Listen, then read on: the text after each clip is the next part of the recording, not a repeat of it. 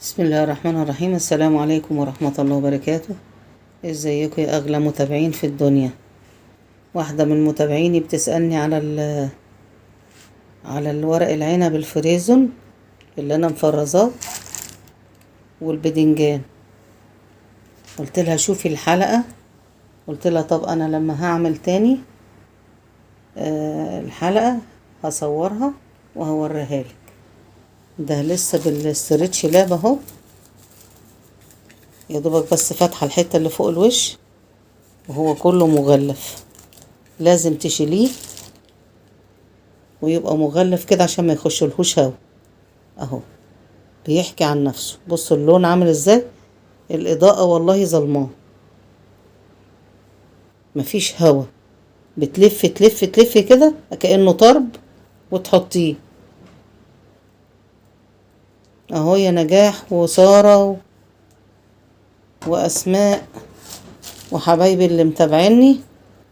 في واحدة اسمها أمنية برضو قالت لي يا ماما عايزة اشوفه. اهو ده لسه في البطرمان بالحفظ بتاعه. وهنا ده البتنجان اهو، الاخضر ده كوسة، وده بدنجان اسود وده ابيض. بس بصراحة ما عملتش الفلفل، فلفل بسيبه واحطه فريش لسه بالتلج بتاعه. بصوا مطلعاه عشان هعمله بالليل. ومجهزة تسبيكة اهي، الطماطم على البصل على كله، والخضرة مجهزاها هحشيه بالليل وهوريه لكم. فاصل ونواصل يا حبايبي. كل كده يا حبايبي بقية المحشي اللي انا شايلاه في الفريزر. ادي كوسة اهي بقاله شهر، ممكن يقعد معاكي من السنة للسنة. دي كوسة مدقلجة وتخينة، وادي بدنجان صغير وكبير اهو، ودي كوسة برضو، ودي بدنجان اسود اهو. انا جربته كم مرات، بجرب الحاجة في نفسي الاول بعدين هعمل لكم بيها حلقة. اما الفلفل ده فريش. وهنا في خضرة فريش اهي، ولو عندك برضو شايلاه في الفريزر ممكن تمشي. هنا بقى الخلطة يا حبايبي متسبكة زي ما انتوا شايفين، ناشفة زي ما انتوا شايفين كده، طماطم على بصل نايف نايف. وبرضو لازم احط بصل فريش وفلفل المتخرط ده فريش. انا لسه ما نزلتش بالخضرة. وعاملة جزء من الصلصة من هنا عشان لو عوزت ازود منها، ما عوزتش احطه في الشوربة اللي هسقي بيها.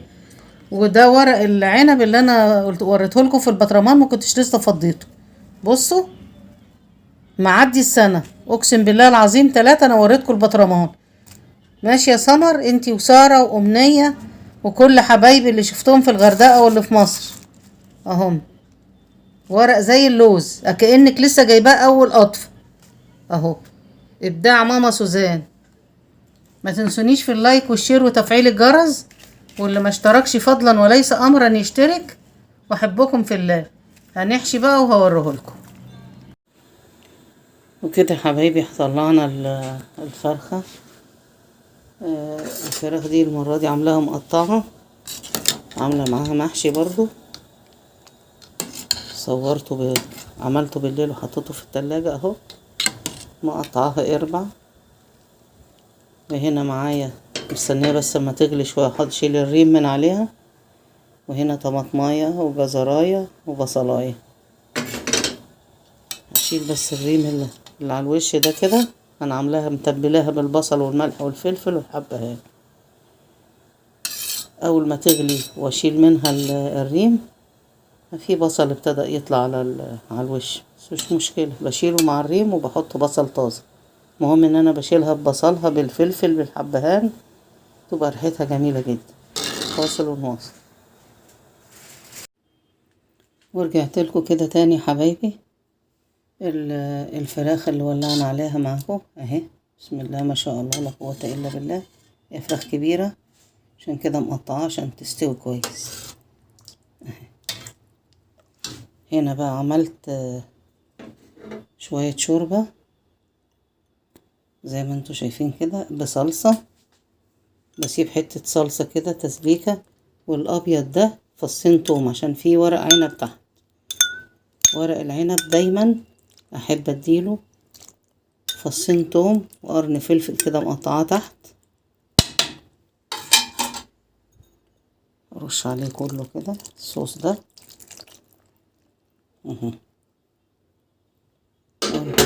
اول مره اعمل بدنجان مع ورق العنب. وفي فلفل احمر حراق، واللي في النص ده طماطم، فلفل ملون وفلفل وطماطم حطيتهم على الوش مع البدنجان. ده البدنجان لو انا ما قلتلكمش ده اللي كان متشال في الفريزر بقاله عندي شهرين، ممكن تقولوا لا ده بتهيس. والله العظيم ده تالت مرة او رابع مرة اعمله، وانا بعمله من زمان يعني من قبل ما اعمل القناة وكده. هنكمل بقى الشوربة عليه كده. تجيبي ابن الجناب كده عشان فيه طبعا ورق عنب تحت، لازم الشوربة طوله كده اهو. طبعا الثوم هينزل تحت ويدي نكهة حلوة جدا يا بنات لورق العنب. جربوه مش هتندموا. انا مش هكتر شوربة عشان البدنجان ده طبعا مقلي وحاطه فيه رز نصه او يعني حاجة بسيطة. علي العين عليه بقى، ولما يستوي هوريهولكم. ادي البدنجان المحفوظ ممكن تقعديه بالسنة والسنتين، لكن لو شلتيه ني عمره ما هيستوي. ربنا يجعلنا نافعين ليكم وما يجعلناش مضرين. وما تنسونيش يا حبايبي في اللايك والشير وتفعيل الجرس، واللي ما اشتركش فضلا وليس امرا يشترك ويدوس على علامة الكل يصلكم مني كل جديد. انا مكلة في التصوير بس عشان عندنا امتحانات. فاصل ونواصل. كده يا حبايبي تبلنا الفراخ، وعملت هنا معلقة معجون طماطم على ليمون على ملح وفلفل على معلقة شوربة كده وحبة ملح. دلوقتي ايه ندخلهم في الفرن الشوايه على درجة حرارة 180. فاصل ونواصل. وكده يا حبايبي طلعت الفراخ من الشواية، وده الخشاف، ودي سلطة زبادي بالخيار، وده المحشي طفيت عليه. شايفين الفلافل المشطشطة الحمرا دي وطماطم وبدنجان وكوسة. اقسم بالله لو جربتوا البدنجان المدقلك ده اللي هو متقور تخين وتشيليه في الفريزر طعمه احلى من الفريش مليون مرة. وهنا عملت شوية مقرمشات فنكوش، وهنا معايا معلقة سمنة بلدي بقري وتوم، وهنا الشوربة بتاعت الملوخية هتغلي، وهنا الملوخية معايا اهي انا مفرزاها. مفرزة ملوخية وحاجات وريتها لكم قبل رمضان. هنزل بيها بقى كده في الشوربة وهحمر التومة وهوريها لكم.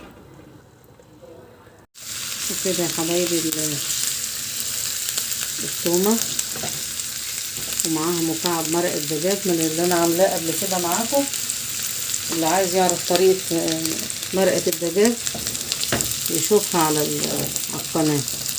هنا معايا معلقة كزبرة ناشفة، ما اقولكوش بقى على الريحة.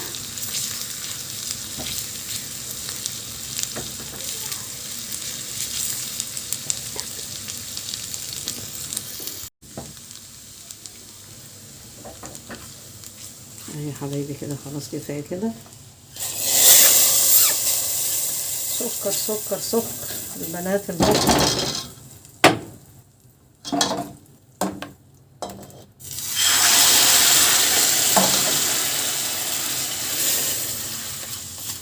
لازم الطشة دي كده. فاصل بقى هنغرف ونفنش بره. كده حبايبي خلصنا المحاشي. ده البدنجان اللي هو الفريزون اللي احنا حافظينه. والله العظيم لو جربتوه طعمه احلى من اللي هو بيبقى ني على طول. بقى له عندي شهرين اهو وما شاء الله، ولسه عندي لسه كيسين. وده ورق عنب برضو من المحفوظ السنة اللي فاتت. وزي ما قلت لكم قبل كده انا لازم احط عليه توم، الابيض اللي على الوش ده توم، بيدي نكهة حلوة جدا مع الليمون والشوربة. وهنا بقى فلفل حراق، وفلفل اللي هو الالوان، وفراخ عملتها نص سليقة وتبلتها وحطيتها في الفرن، وعملت معاها الفنكوش ده. وملوخية بقى، ما اقولكوش الملوخية بتاعت ماما سوزان. وهنا الراعي الرسمي الخشاف. وكل سنة وانتم طيبين يا حبايبي، وما تنسونيش في اللايك والشير وتفعيل الجرس، واللي ما اشتركش فضلا وليس امرا يشترك. والسلام عليكم ورحمة الله وبركاته.